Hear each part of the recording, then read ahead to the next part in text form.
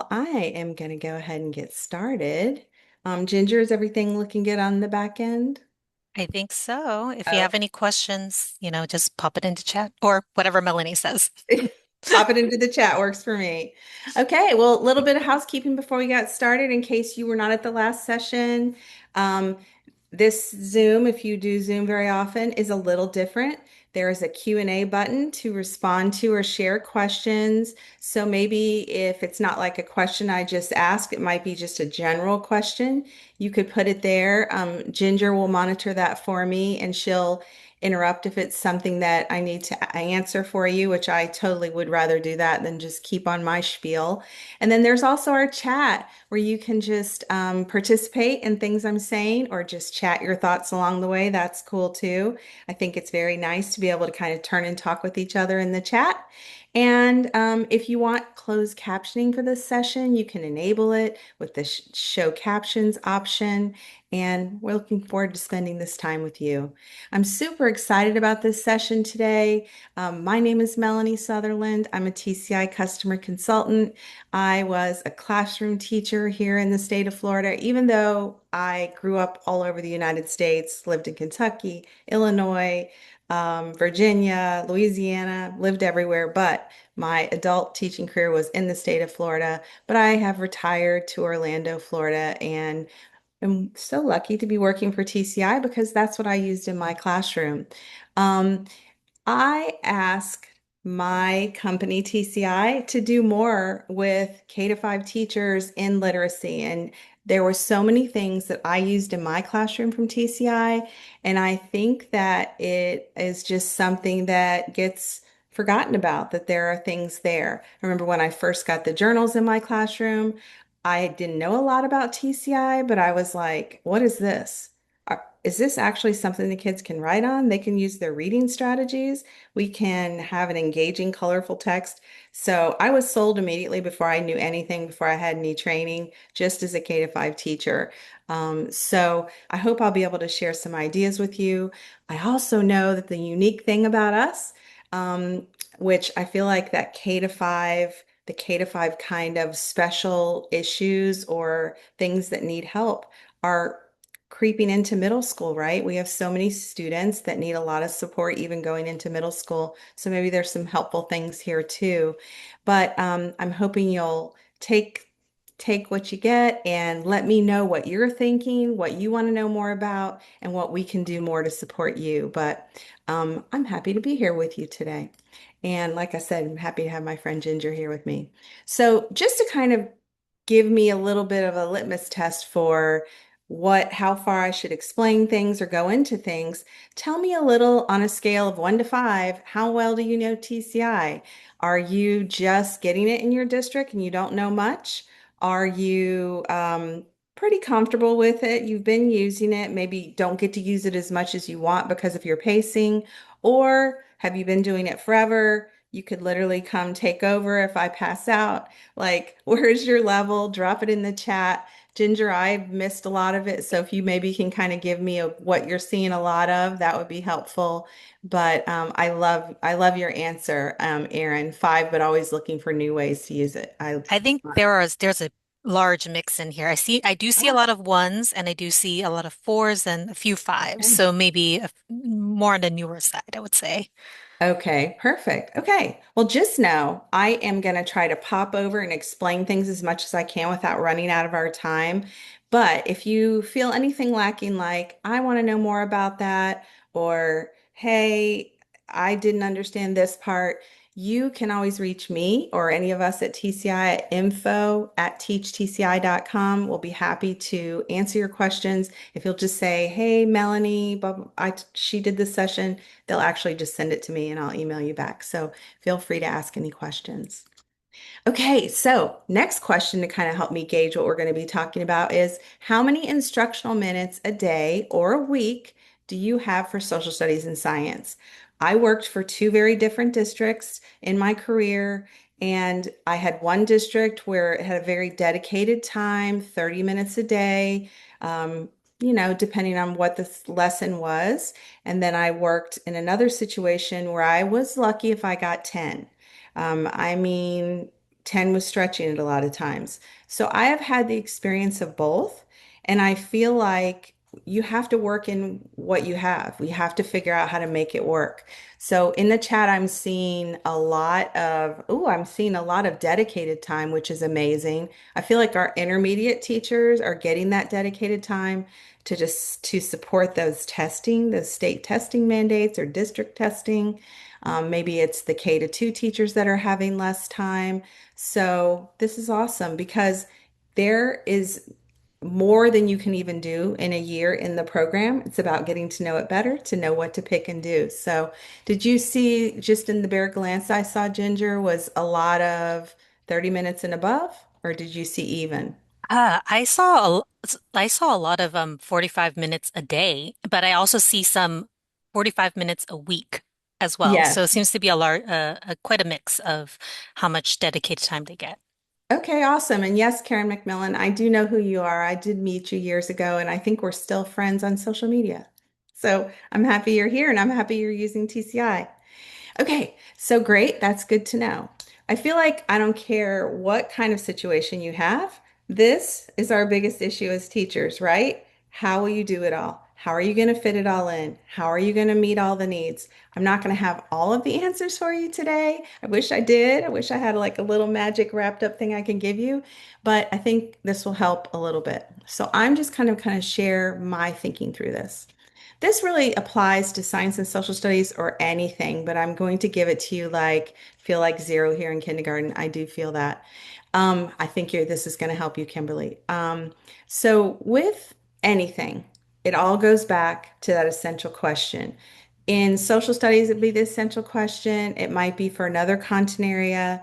It might be the standard in your state. It might be the lesson phenomenon if you're doing science.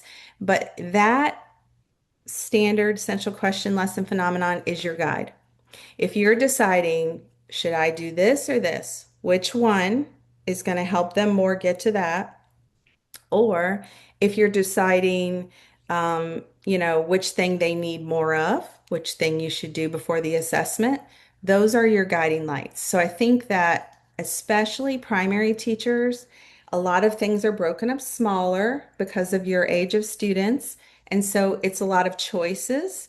That's how you're going to decide. Everything else is support piece. So I'll explain more. In our program, whether it's social studies or science, you have your landing page for your lesson slideshow. Your lesson slideshow is always going to have in social studies your preview connecting to prior learning or their own life, some kind of vocabulary activity, the hands-on activity, and then there's a show what you know extension, writing, processing activity.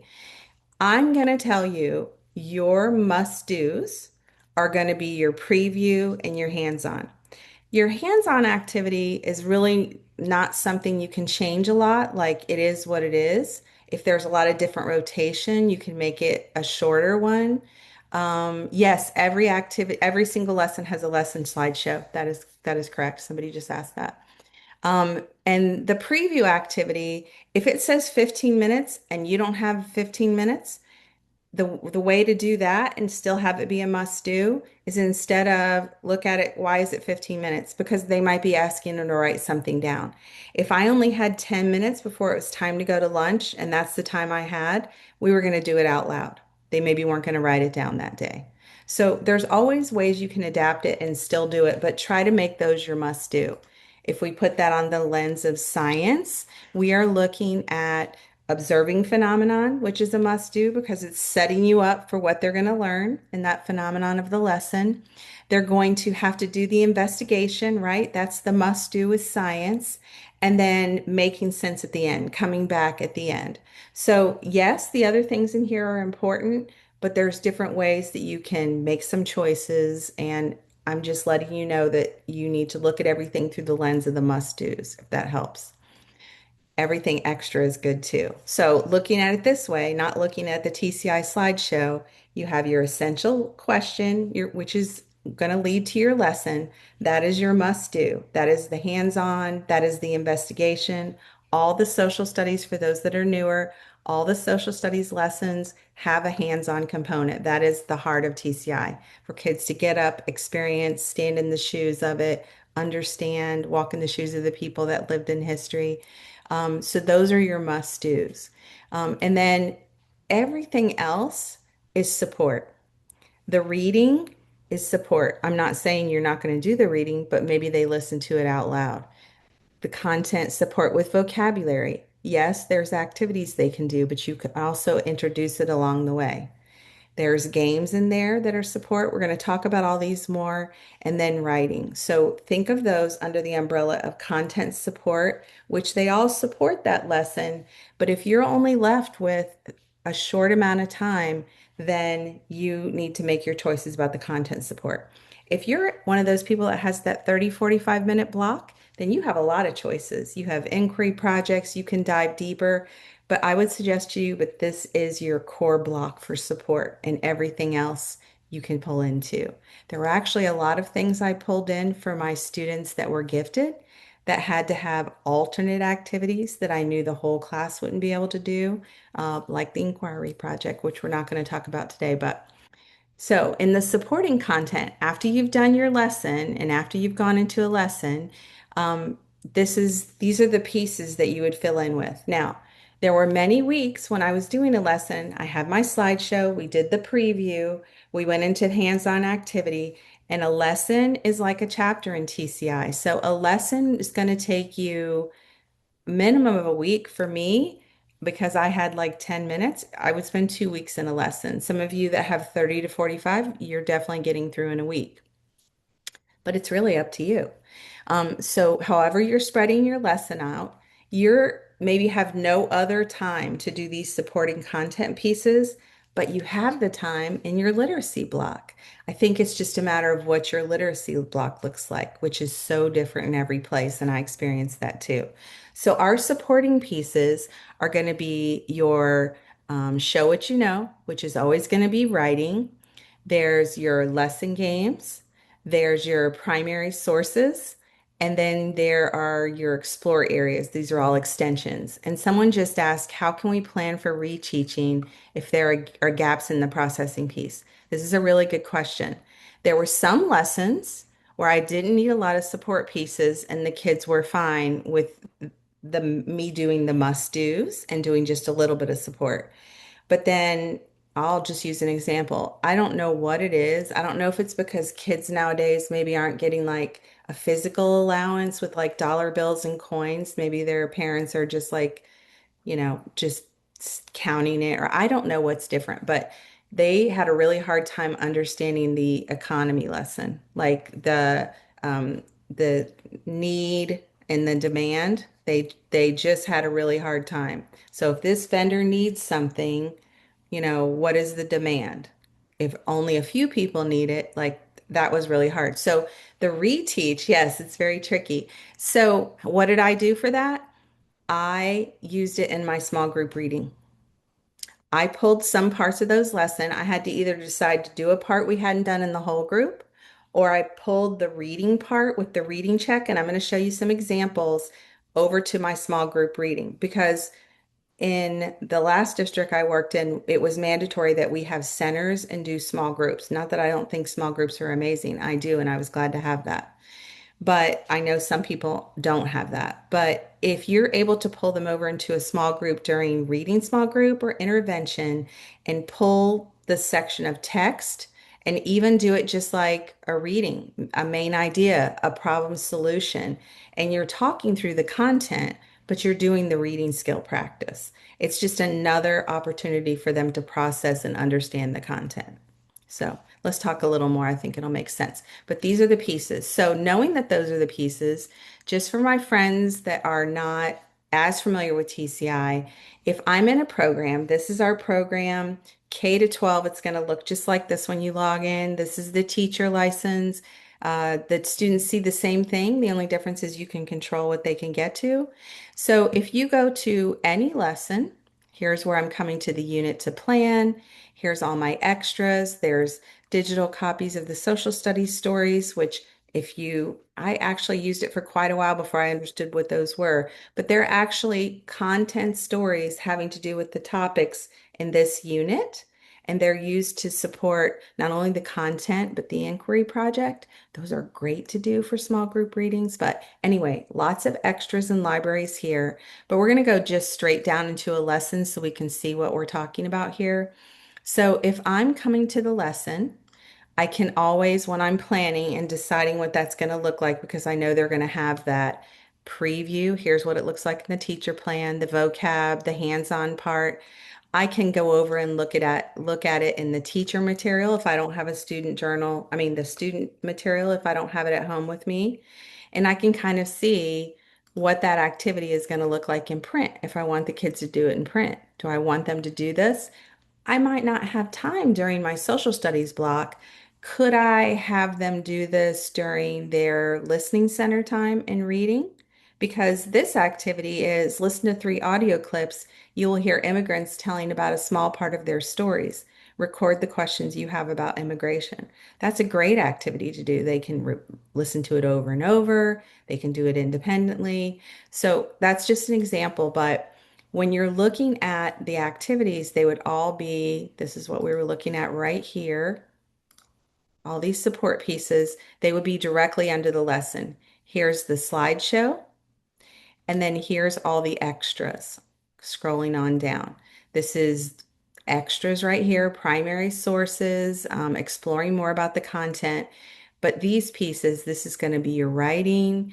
This is going to be the lesson games, which is really a reading comprehension practice. And then TCI assessments. Now, I love to give them the lesson games to practice for the test, but we didn't always have time. They ask me for them, they love them, but you can always assign them to do during reading because they literally have to reread passages and answer questions. So, our math career, yeah, I understand. So yeah, so those pieces are down there. We're going to talk more about it. They can do those pieces digitally. Like you absolutely can open it from here, assign it to them. That is actually what I did for centers. I would take the slideshow and I would edit it and assign just that one thing. So I never did vocabulary in whole group. I went over the words briefly during my 2 week cycle of the lesson, and then I assigned it to them to do like independently in the morning or in center time. But you can assign just that one thing from there, and they can do it digitally, or you can have them do it in print. So you have some options here. So that's just one thing to know when I say the supporting content pieces. First, let's think about when you would do these things because that's what helps know when you have time to do it. Like even going to inquiry, it's going to be a big, a big switch when you have 30, some of you had 30 or 45 minutes of knowing when to finish things up because even if you have lots of time, you've got all those diverse learners, and someone might take 15 minutes and someone might take 45. So, TCI, no, this is the exact same format in the iPad. Yes, good question. So, Bridget, before I go any farther, I mean, Ginger, before I go any farther, were there any questions that I should stop for here that you saw come up? No, I Because feel like you've been covering the questions as they've come up in the chat, and I haven't seen any come up in the okay. Q&A yet. Okay, perfect. Okay.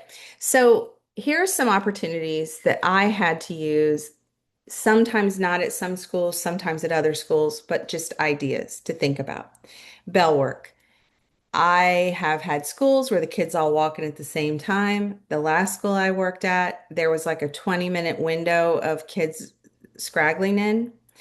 And if I gave them a task to do and there was something attached to them doing it, like you'll get a whatever point, we had different, economy systems for rewards. If you do this, and I just have it on the board, some of those bell works would be those content pieces. And then some kids wouldn't get it done, and that'd be okay. And sometimes they would come in late, see what it was, and they were bummed. So they'd be like, "Can I do that at home?" And I'm like, "Absolutely, go right ahead." Small groups, your small group reading time, 100%. I also have here on the right side reading instruction. Whole group reading, I don't know. I had an epiphany halfway through one year. because we had a district literacy curriculum where they provided us passages for our informational instruction. And I was spending so much time saying, like, we had a reading biography lesson on women who are part of the suffrage movement. Amazing. Love it. However, they didn't know anything about that. They'd never heard about it. So I wasn't really able to go into like the informational instruction as much because I was having to do some background knowledge with them. And I think sometimes people don't think about that. Like, so much better if I'm actually trying to point out that there's a main idea, supporting pieces, um, you know, is there conflict? There's a problem solution in this thing about what happened in this person's life. Like if that is the main point in the standard for the lesson, I shouldn't have to do a background knowledge lesson. Why would I not pull my TCI lesson and go in deeper to those passage and use that? That is what I started doing. And then guess what? They started doing better when they were approaching passages where they had no schema because they were getting a hefty amount of support by having that content work, if that makes sense. So think about if you're able to and allowed to use some of that during your reading instruction. And I would just say if you're not allowed to all the time, do it sometimes. Historical knowledge, novels, connections, love being able to even just get a real good picture book, something you could read in a day or two. You know, some of those picture books the kids don't pick when they go to the media center because they're really like at a fifth grade level. Anything like that. I love that. Absolutely. So those center activities. I've worked at a district where we did not have centers and there was instruction the whole time. I've worked at a district where we had to have centers. Our centers were based on, I've seen schools where they are able to just pick the centers. And then the last school I worked at, we had to have centers that were for the 5 areas of reading. So we had a fluency center, comprehension, vocabulary, etc. Hey, So those, Melanie. yeah, There's a quick question on, yes, I think this is from Kara, and I think it's about the social studies or stories or the super simple science. Are the stories in the separate student booklet the same as the ones on TCI online? Or that's a, are yeah, these like that's new or different passages? no, that's a great question. They are the same stories. And I had the physical books in my classroom and did not even know that those were the same ones. So that way, I sometimes you get, if you do have them physically, you don't want them to leave your room. You may never see them again. So the digital is a great way to be able to let them get to it and not take it out of the room. So yeah, it's also a great small group reading center. Sometimes I would be printing off teacher pays teachers just to get 5 passages the same for a small group lesson. Don't need to do that. Bring your laptop over, friends, or bring your student journal over. We're going to turn to this page and read about the economy or whatever it was. So, absolutely, good question. Thank you. Um, and then there's one more intervention. I've had schools where intervention is pull out. I've had schools where you had a dedicated 25, 30 minute at the end of the day, you had to do intervention activities. Here's the thing about that. It's not intervention if you're doing it with the whole room. So you'd have to have centers for the other kids. You'd have to have something for them to do so they could do some of the content pieces. And then you could be doing intervention to work with them on the things they were struggling with in using the social studies material. So, question about iPads only have to use in, okay, yeah. So, I would say if they're only using their iPads, can they use their journals instead? And if you don't have the journals, I would print out some of those pages. I'll show you some examples and you'll see what I mean. Okay, so my question is, which one of these, like I was saying, I had some schools that didn't allow some things or some schools that mandated. So give me kind of a helpful hint on what you had. Were you able to do bell work or do your kids just all come in at one time? Small groups, you can put more than one number in the chat, but tell me what things you were able to do in your classroom. All of them, 1, 2, and 4 for sure. Okay. Okay, this is kind of reading kind of what I thought. Okay, very helpful. Okay, amazing. Okay, love, love. Okay, small. Looks like most everybody has small groups. All right. The other thing was I started noticing, especially in some of the years where the kids needed like calm time after recess, we would listen to a passage or do something small on the screen. So that's another way to fit it in. And there's no real word for that. Like you need 5 minutes of chill time, but that's another option. Okay, thank you for that. That helps me a lot. So, just a quick review. You guys all know it. You teach these topics, but 5 components of reading include the phonemic awareness, recognizing individual sounds, phonics, linking letters to sounds, fluency, speed, accuracy, and expression, vocabulary, learning the meaning of words, and comprehension, understanding what is read. And these are together like a puzzle piece because if one of these is missing, if they're not understanding, that's what they need more of. And it's like the missing to go to the next thing. So, in looking at that thing, obviously our program is not meant to be the delivery method of teaching all of the things of reading, but it is a huge support. So let's look at how we can use it in these areas. Oh, this is what happens when I have two screens. I lose my cursor sometimes. Okay, so phonemic awareness and phonics, and this might be helpful for those of you that have not seen a different grade levels content. But in the case of the one on the left, in all vocabulary activities, when you go to an activity, when you go to the activity screen for the vocab, it pulls the word up and there's an image right here, and there's a definition and then the word in the sentence.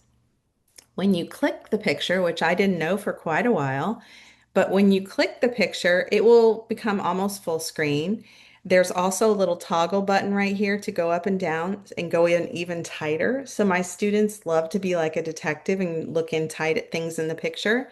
So they, all the way down to kindergarten, can absolutely do that as an I Spy game for things that start with the letter B. Find things in this picture that start with the letter B. That would be a good way to do it. Or say the name of something and have them pointed out with their partner. If you have the screen on the room, you wouldn't even have to have them have theirs up. You could have it just on the big screen. I'm going to call on somebody to come up and touch something and tell me what it starts with. You can have them have their journal open and doing this. Super, super easy way to do that. The other thing is listening. Listening, that oral language is how we start learning how to say the words ourselves, how to have the cadence in our reading before we move on to fluency. So we have so many stories like this. I believe this is from a first grade lesson where it's all of them are less than a minute. This is what I love the most because then they can listen to it more than once if they didn't hear the answer the first time. But it's giving them the story of the three billy goats gruffed in this first grade lesson. There's lessons all the way up to our middle school units where there are 1 minute clips of listening to somebody talk about something. Sometimes it's like a primary source of somebody telling their experience. Sometimes it's a story like this in K to 2, but these are great ways to reinforce that, something to have on the screen to have them listen to when you're transitioning to something else, or something to assign for them to do in a group, and then draw a picture, right? Fluency, one of my favorites. There are so many songs in our K to 2 that the kids can pull up. I will warn you, they are earworms. You will be humming it on your way home from work. But what I didn't realize when I was in the classroom, well, I mean, I see it, but I just never thought about it. Down at the bottom of the screen, there's a CC button, and you can turn on closed captions, and then you can have your kids track the whole thing. I went to a training once with a leading researcher in fluency because I used to be a literacy coach. And he said eyes to text. The key to fluency is eyes to text. So having them, even if they are full-blown readers, the fluency part of the reading, because there's a lot of really above level readers that are not fluent. Like if you listen to them read, you think, how do you even understand what you're reading? But you have to have them use their finger and track with it, stay with it to kind of have their body learn that muscle memory of how words should sound like music coming out of you. So great to have those songs pulled up, do it as a whole class, have it on when they're walking in the morning as bell work. And then for students that are reading on their own, pulling up these passages, even if they can read it by themselves. I would have them do a second read. I would say to them, "Did you do your second read?" The second read was always for them to come play it and use their finger to follow along. The students are able to change the speed of the play aloud read. They can change the language if you leave that setting on, if you want it to be in a, maybe you want them to do it, if it's an English language learner, maybe you want them to do it in English and in their language. So a great way to practice. Vocabulary. So this is what, instead of showing the digital part, because I think we showed it on a few of the other screens, I wanted to show you on the journal. So this is an example of a kindergarten, a second grade, and a fourth grade vocabulary activity. Um, these are easy enough for them to do. They're super easy digitally because the students can drag and drop. They can drop a text box in there. But if it's easier for you to have them do it on paper, you can. But I never had time for them. There wasn't enough minutes in the day for them to do it during social studies. So I had them do it during their vocabulary center. And that was their center for the week. And they would maybe be at that center for 20 minutes. I would make them do it. They had to check it with a friend at the center, and then they would turn it into me. So, great way to get an opportunity to do some vocabulary, to go over it. Um, yes, they can submit it to you for review. I'm glad you asked. So, let me just jump over here. If I'm doing, this is the part I was showing you before where you can make it bigger, you can look at a picture, it's giving the definition, and then wait, I need to move my Zoom tools. And then for this particular one, they're writing the terms.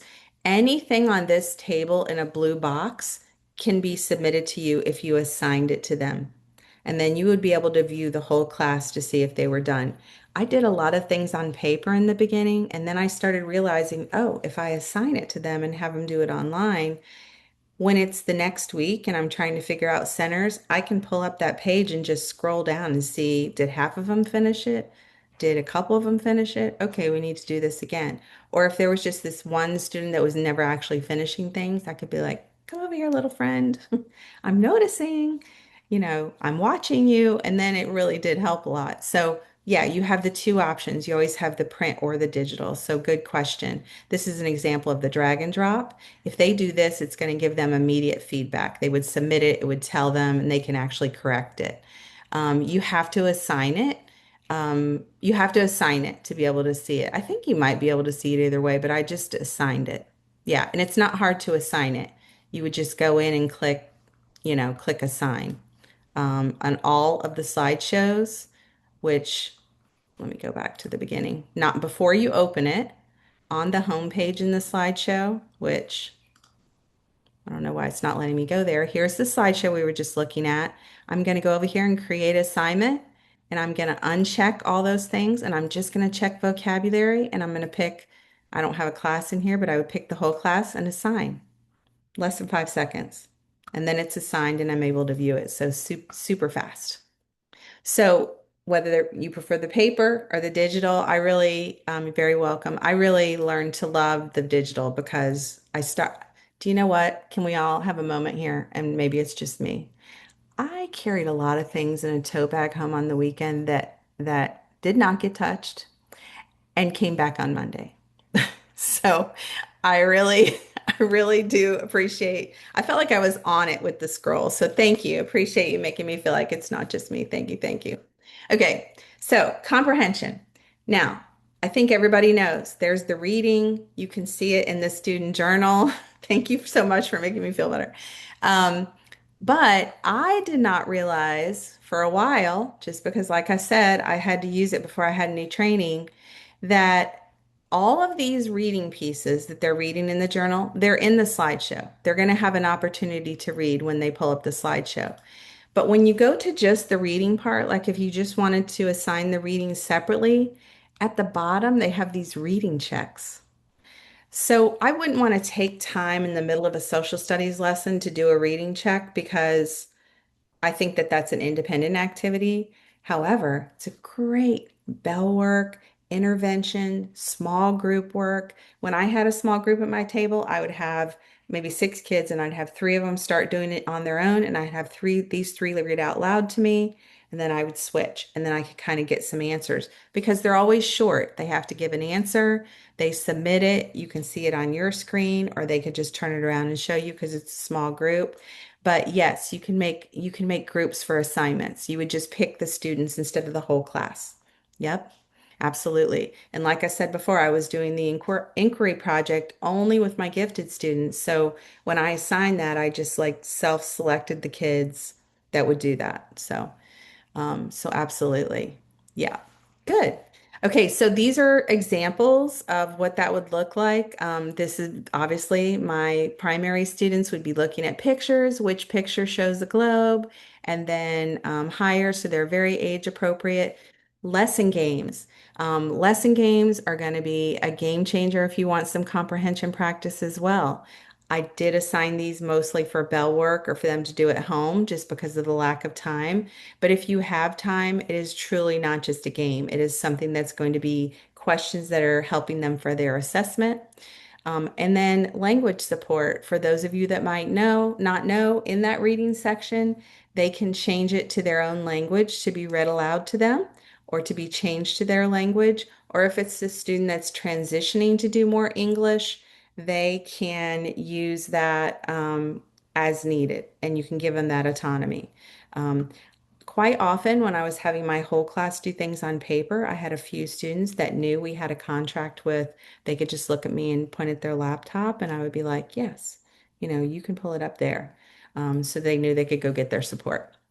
So, social studies stories, which we briefly talked on before, are here and are used for those inquiry projects. And I'm not going to go into that today. There's more sessions about that. And if they're not one you catch today at Summit, we have some on our YouTube channel.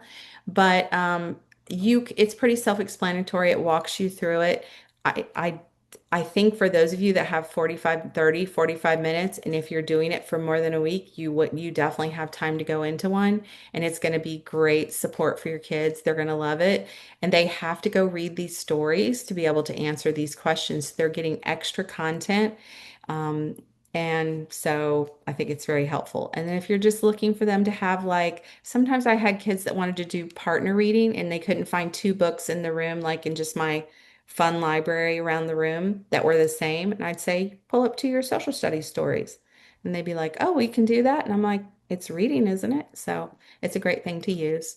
The writing. So with my time limits, I didn't always have time to do the writing comprehension, but I looked for times that I could do it like at least once every month or so. If you can do it all the time, do it. This is an example. It's going to show up at the end of the slideshow. It's always the last thing. It's called the Show What You Know. Write a brief paragraph where it explains about the painting, tells us about early English settlements in North America, use details about the painting, etc. If it's a lower grade, it's going to be something like, I feel like I did a lesson where we were learning about voting and about how important it is to be a good citizen, that you need to vote.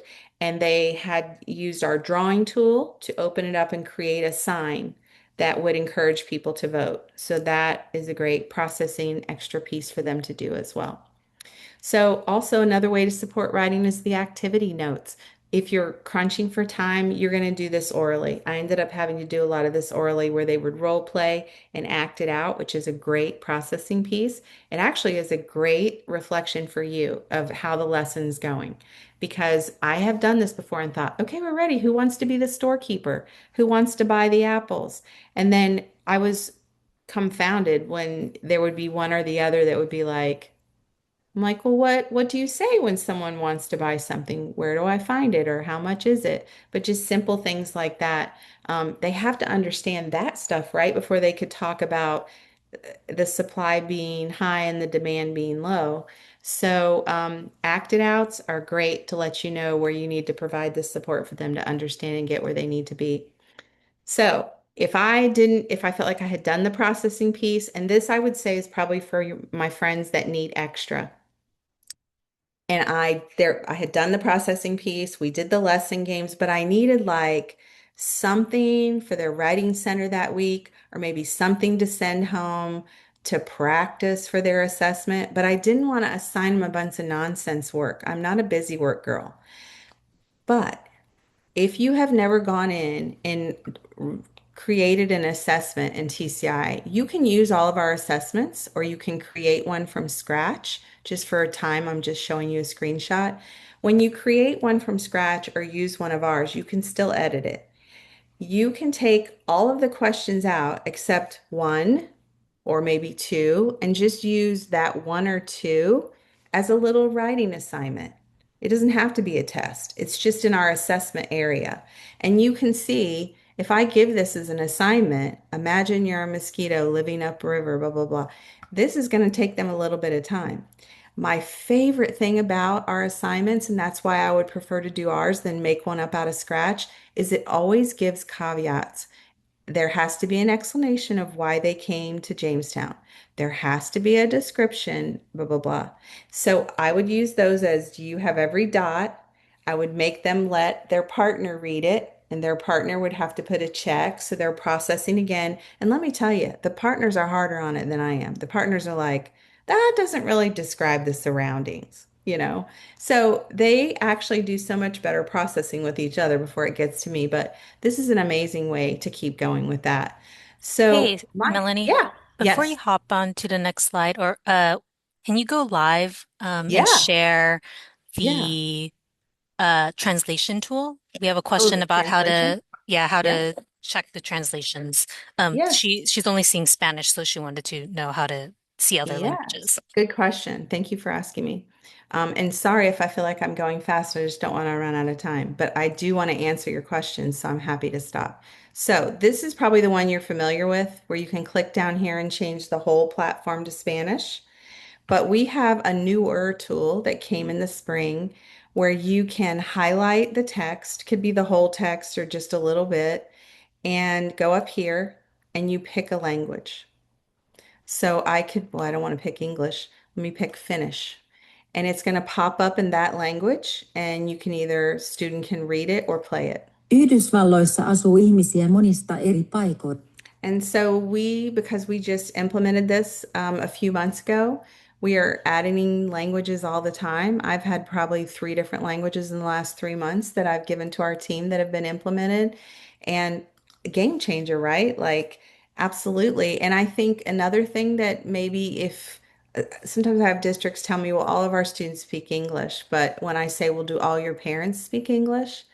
Because I know a lot of my parents would not help their students because they did not understand English, like enough to read. So a great help for that's great, teaching in Spanish. And of course, yes, looking for Hebrew. Yes, we do. I do believe we have Hebrew. And I'm telling you, if it's something we don't have, info@teachtci.com. Yes, we do have Hebrew. Our goal is to be able to give you what you need to teach. So we will do everything we can to try to add a language if there's one missing. So please, yes, yes. Was there Yay. anything else, Ginger? No, that was great. Thank you, Melanie. Okay, yeah. So anyway, the best way to see it is here, but play with those in the assessment section. Those great writing activities for your kids. I want to know what you saw so far that you would like to use in your classroom this year. What was something you were like, okay, I want to try this. I want to try this with my kids, or I think I want to do this as bell work. Drop that in the chat. And then if I didn't mention something that you've been doing, share. Tell me. I want to know. Lesson games you're going to try. Show what you know. Okay. Yes. Social studies stories. Oh, great. We didn't know a lot about the lesson games. That's awesome. Okay. I love it. I've had people say to me, "Oh no, my kids don't do games." And I'm like, "But have you looked at it?" And then when I click on it and show them its comprehension questions, that's a game changer. It actually is really cool. Written assessment. Yes. Okay, amazing. I love it. Okay, I'm seeing a lot about lesson games and for fluency. I love it. Yes, they do think they're getting one on me. My students were ridiculous. They were like, "Can you give me another one?" And I'd be like, "No, go restart that game. I'll give you another one when we have a new unit." Um, yes. Yes, we'll do the survey link at the end. Yes. Okay, perfect. I love it. Yes, the songs. Please, yes, definitely do that. Okay, I love it. I hope you guys are reading in the chat because I am going to go back and read all of it later because I've been reading it and loving it. And now I'm like, oh, wait, I got to keep going. Okay, so here's the other thing I want to tell you. If you are still like, I still am overwhelmed by how much there is to do and I'm not going to be able to get through it in a year, right? Or for me, sometimes I start rushing, like, oh, I got to get through this, I got to get through this. And then, like October, November, I look at this pacing guide and I'm like, wait, I'm good. I can slow down. I can go deeper here. I'm staying pretty good.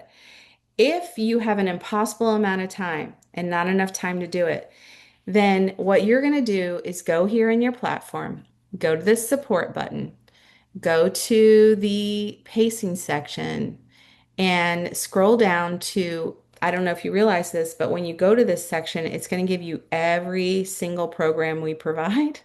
So you could pull up the grade level you're going to be in next year or whatever. This one happens to be a third grade program. So I'm looking at this third grade program and I'm looking at, it's going to have everything in it. So if you're not able, if you are my 10, 15-minute a day teacher, you're not doing these inquiry projects, and those are listed in there. So you could skip that. But I mean, they're great to do. I'm not trying to say that, but I'm trying to talk reality here.